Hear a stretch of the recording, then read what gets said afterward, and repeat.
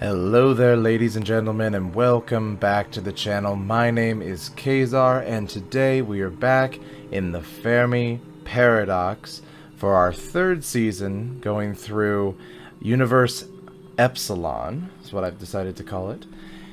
And they just dropped a brand new update, lots of new features, lots of new events that have been added to the game, and last time we did pretty good, kind of keeping our spinning plates spinning, keeping our societies alive. I think we only really lost one species overall.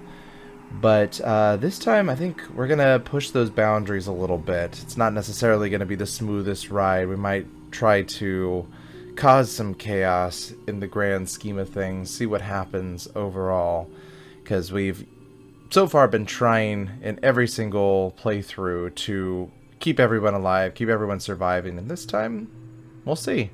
Might not necessarily be the smoothest of rides, but it's going to be an interesting one. So let us go ahead and launch this new game and get into our new universe.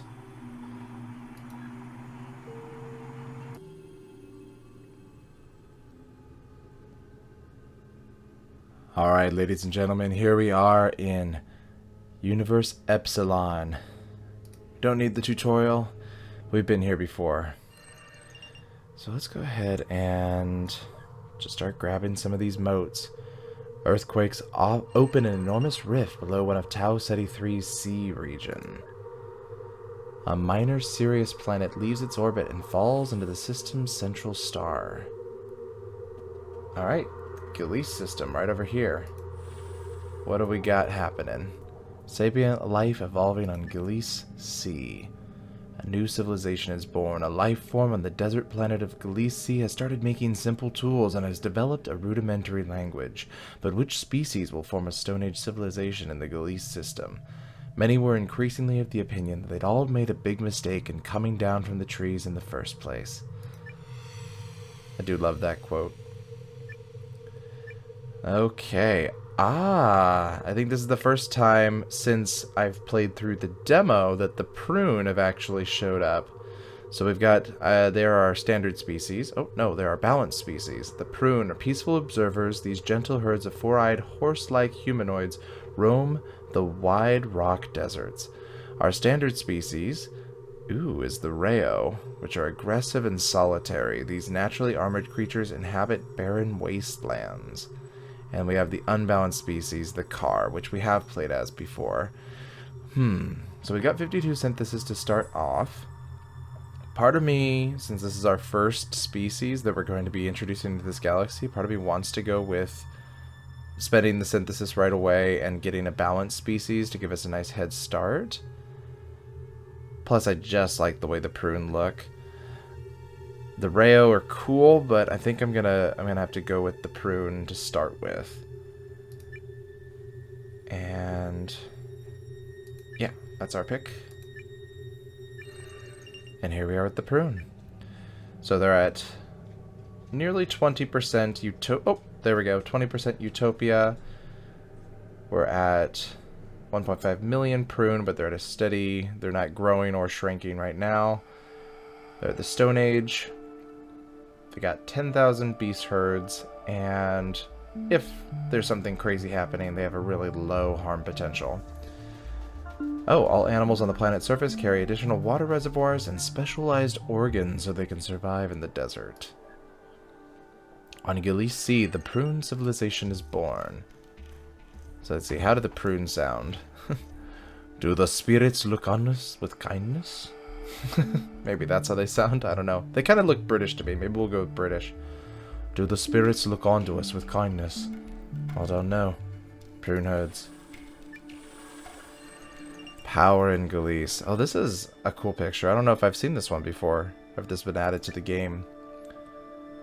Warrior Code. As Prune develops, many clans manage to defend their place in the world only through force of arms. Over time, they come to adopt a strict warrior code, believing that true honor and nobility can only be earned through acts of battle. How sweet and fitting is it to die for one's country.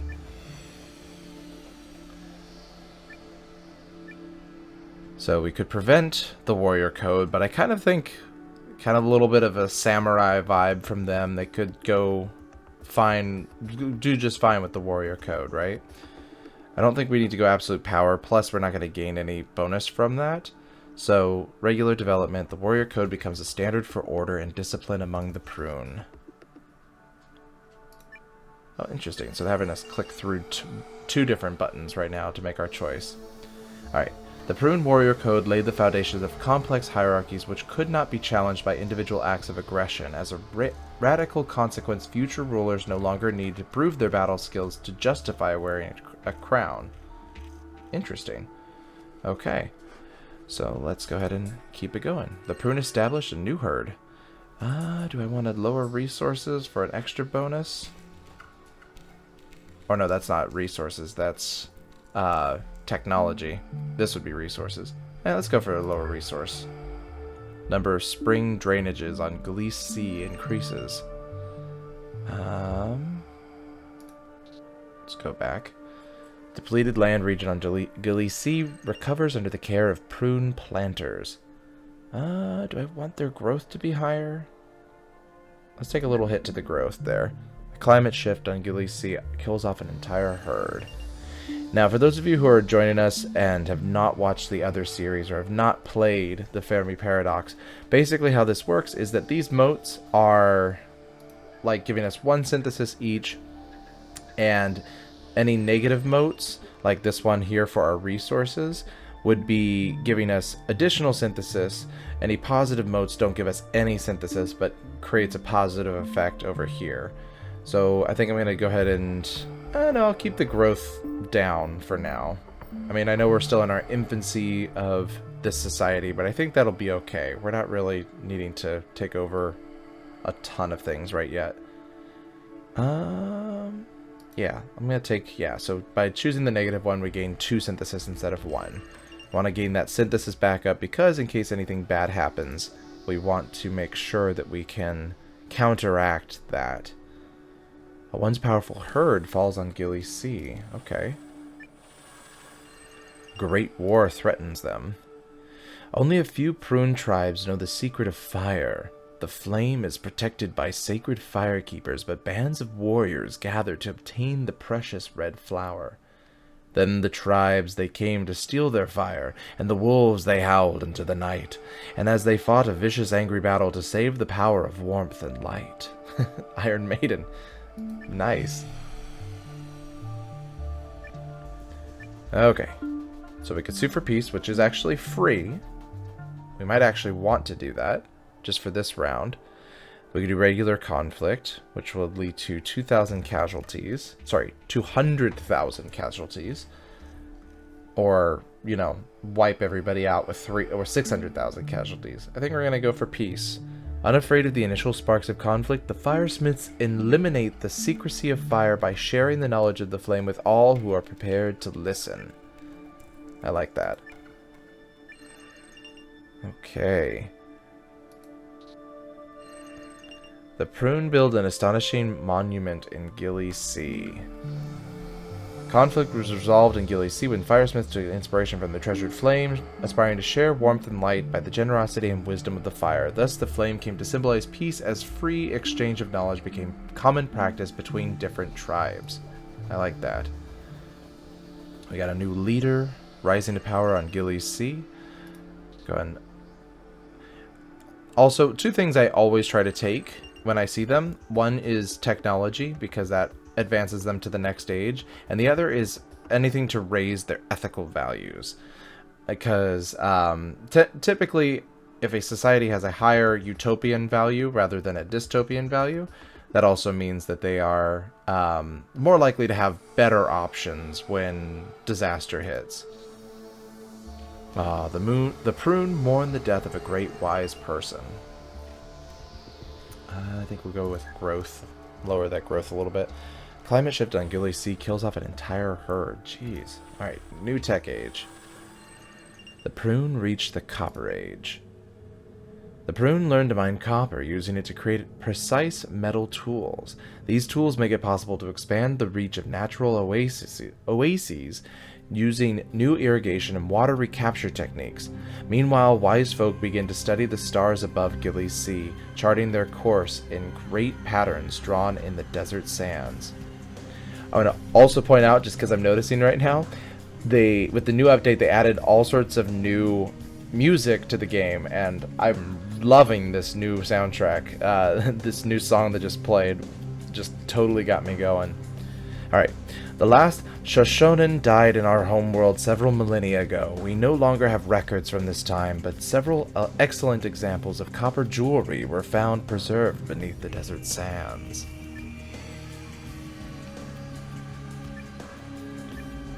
Oh, look at their outfit. That is so cool. They are totally ready to go out into the desert.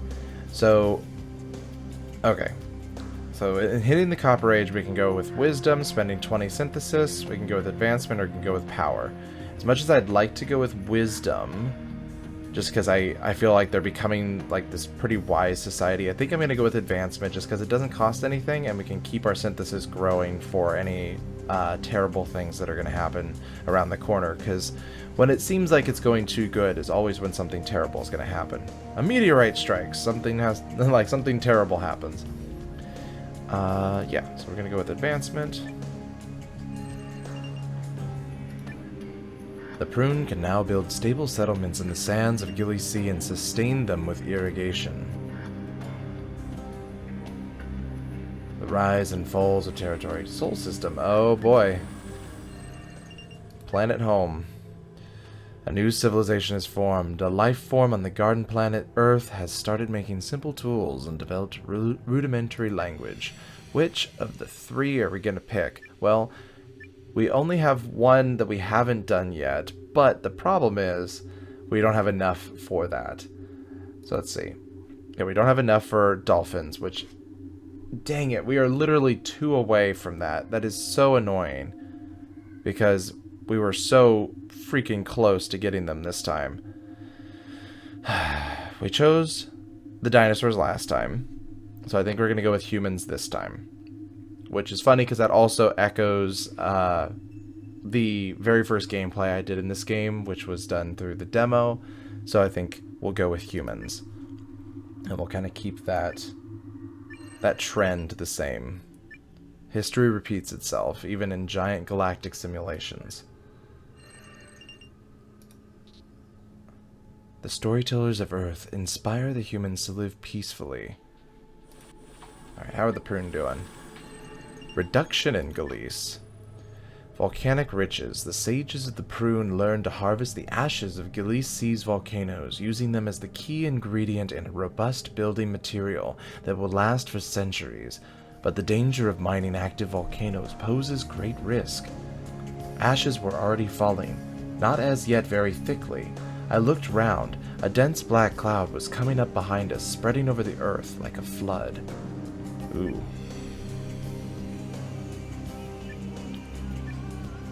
Okay. I think we'll probably go for Civilization Pillar, because it's not going to cost us anything. We could hit the dead end, which isn't going to necessarily negatively affect us. We could gain 10 synthesis from it. Let's see. If we do this one, although the new building material shows great promise, early tragedies during attempts to harvest volcanic ash lead the Prun to believe they have angered the gods. They learn to fear and avoid the volcanoes, which become a symbol of divine retribution. Or, as the territories learn the usefulness of volcanic materials, their settlements soon come to be dominated by ash-based concrete block structures. Gleaming obsidian becomes widely used as an ornamental facing, giving both their buildings and their personal decorations a unique appearance. I love the sound of that. Let's go for the Civilization Pillar. Extra resources. We got volcanic ashes is now our resource. Okay. Vulkan Copper Works. Oh, they're now called the Vulkan. Oh, interesting. Because Vulkan referring to volcano? That sounds cool. Vulkan Copperworks represent harmony on Gilly's Sea. I think we're going to go for a regular synthesis. A once powerful territory falls on Gilly's Sea. The iron oxide in the atmosphere gives the rocky desert of the planet Gilly's Sea a distinct reddish color.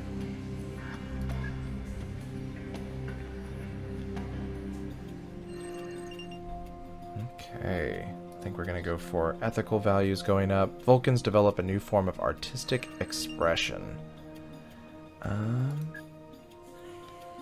Question mark. Number of volcano mines on Gili Sea increases. The problem with the question marks that we found in the past, and I don't know if they've fixed this in other versions, but the question marks don't seem to... I mean, they are completely random. And it seems to kind of move all of our resources around a little bit. They're not necessarily positive or negative. They don't give any synthesis, or they sometimes give synthesis. So I try to avoid them as much as possible, just because you have a little less control over what's happening. I think we're just going to keep boosting our ethical values here. The Vulcans develop a new form of artistic expression. Alright, how are the humans doing? Paradigm shift. Okay. Domestication of small predator animals. Earth is home to a species of predator with high emotional intelligence and complex social behavior. Wolves. A beneficial coexistence promises to emerge between these approachable creatures and the Stone Age humans, with whom they appear to seek companionship for the benefits of food, petting, and shelter. Dogs do speak, but only to those who know how to listen. Alright. I think we should probably... I hate to do it, but like to spend 20 synthesis, but I want dogs, right? But anyway, let's take a look at what this option is. The adorable predators are not only safe from the dinner plate, they're also spared from being handled as property. The concept of enslaving these friendly beasts with cages and leashes is unthinkable among the humans. Yeah, let's do that. I always have a soft spot for when it comes to the animals in this game. We can't do that to the dogs. They gotta be taken care of. Alright. So let's see here. I think we'll grow... I don't want to take a hit to technology. I think we'll just grow our resources. Nothing wrong with that. On Earth, human planters establish new resource management methods. Okay. I think we'll increase our potential, or lower our potential casualties, I should say. Human warriors lay down their stone clubs and abandon the art of war. Nice. In that case, let's increase our technology. I think our growth is at a stable bit there. You don't typically want your growth to be too high, because then your resources dwindle quite fast. So we're just going to keep away from those. Will enemies from the beyond conquer our world? Why are you thinking about that? You don't even have any clothes yet. You gotta get clothes before you start thinking about aliens. Just take that. Regular synthesis. An influential human chieftain rises to power on Earth. Increase our ethical values. They compose an epic poem recounting their history. Ah yes. From the day we discovered that we did not need to be naked, we could have clothes. Alright, the humans reached the Bronze Age. So we got bronze on one planet, copper on the other. In the Bronze Age, the humans began testing the limits of their planet's generosity by cultivating crops, raising animals for food, and clearing forests in order to build primitive cities. Early mining and metalworking skills allow them to craft better weapons and tools, and they learn how to document knowledge via written language.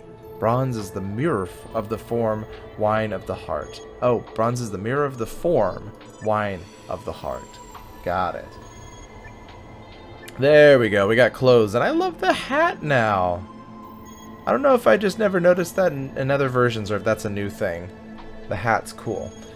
Okay. So we can go with wisdom, advancement, or power. Wisdom doesn't cost us anything, and it puts them ahead as far as ethical and technological values. So let's see. Humans apply their newfound knowledge and communication skills to societal improvements in the budding disciplines of medicine, law, and philosophy.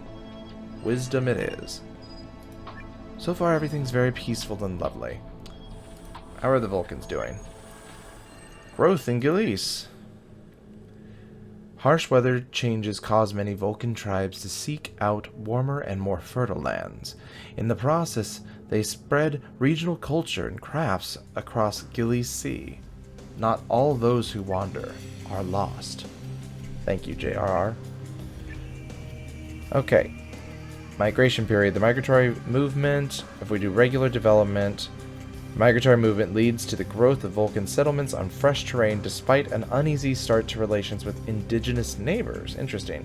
If we choose the dead end, the warmer climes of Galaxia are fiercely defended by native populations, which blocks the flow of migration. Part of me wants to take the dead end. On one side, growth is at 2%. I think that's a very healthy growth rate. We've got our resources. On the other hand, 2, we gain 12 synthesis, which can help us towards, as much as the flavor text is telling us that that would suck for these guys being able to spread and move out, functionally in the game, I think we're going to go and pick this option to have more synthesis for later. After a series of historically ill-fated voyages involving starvation and massacre when traversing the plains of Galaxia, the Vulcans passed down songs and legends about abandoned homelands and barbaric invaders. Those terrifying myths made them distrustful of strangers, and they tended to stay put.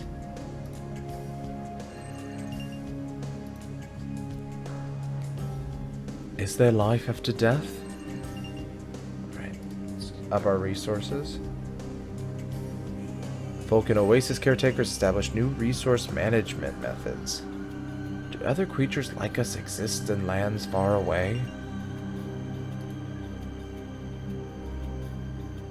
That is the question. Yeah, every time I click the question mark, it doesn't seem to actually help us in the long run. Let's see. Let's go ahead and add to the ethical values. I want to see if I could actually get to someone to Utopia. It always gets pulled down by something. The human dog Ecclesias. Ecclesias. Sure, we'll go with that. Injustice in Soul. Traditionally, the elderly are highly respected in Soul. Now that larger human dog Ecclesias. Ecclesias?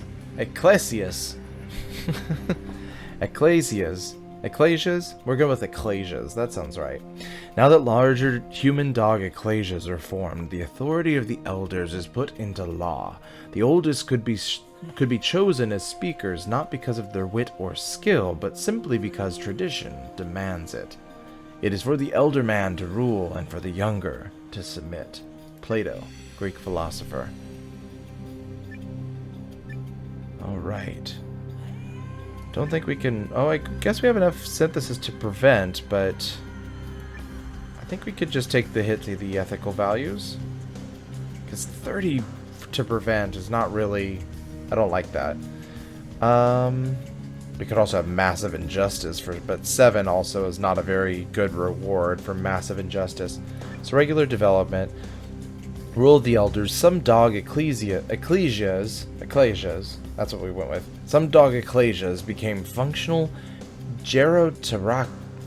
oh my gosh, they're killing me with the words today. Gerontocracies with varying degrees of success. Others decide on auxiliary methods to choose their speakers. Bronze Age technology provides humans access to minerals on the surface of the Earth.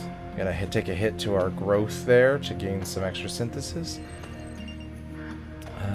Increase our ethical value.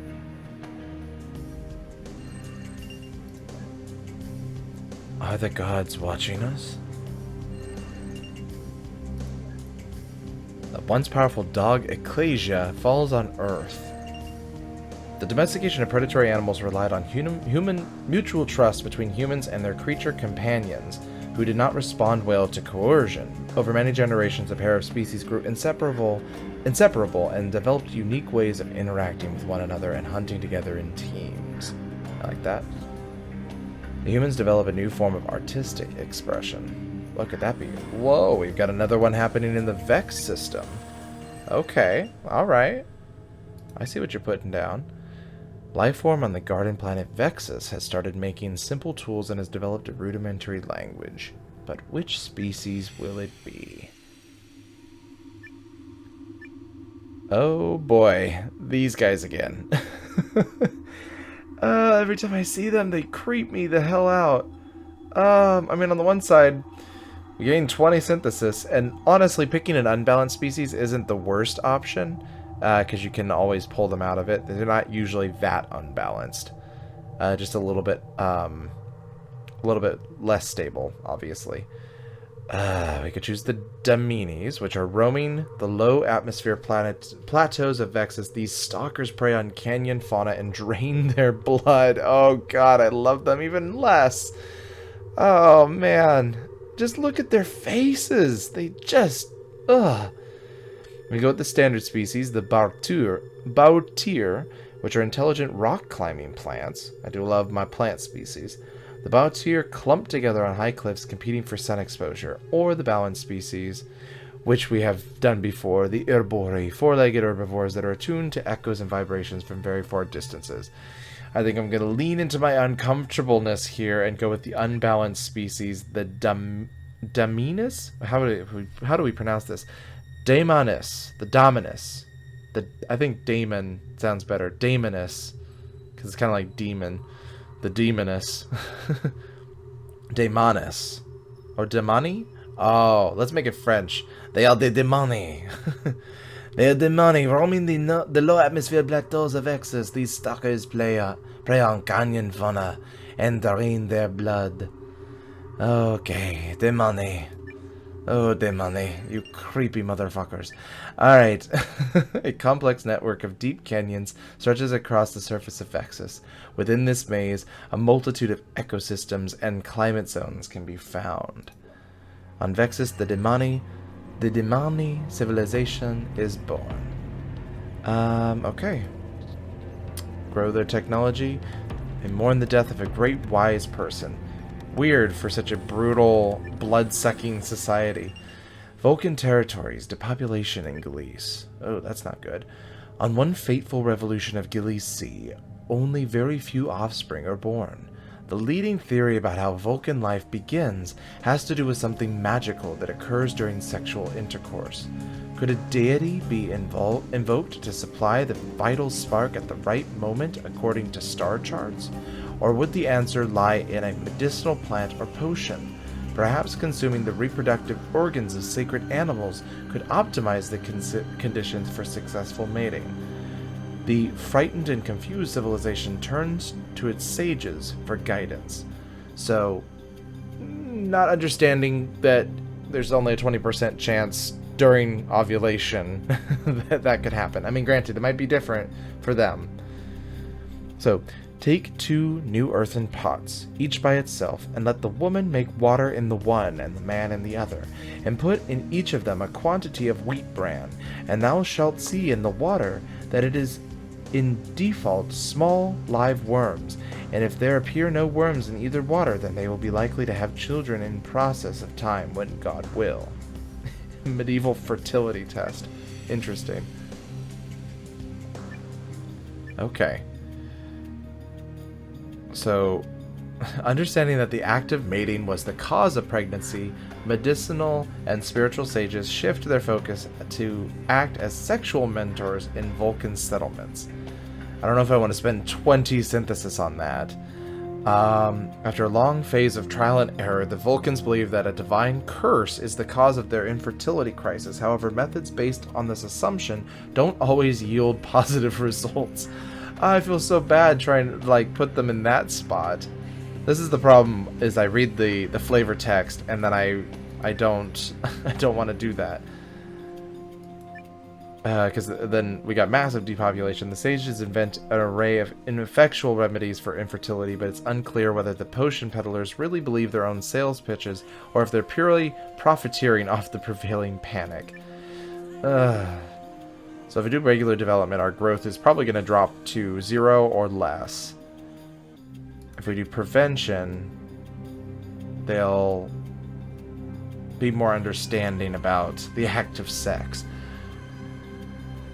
I think we're going to go with regular development. They think that it has to do with the gods, and they've got to figure out how to appease them.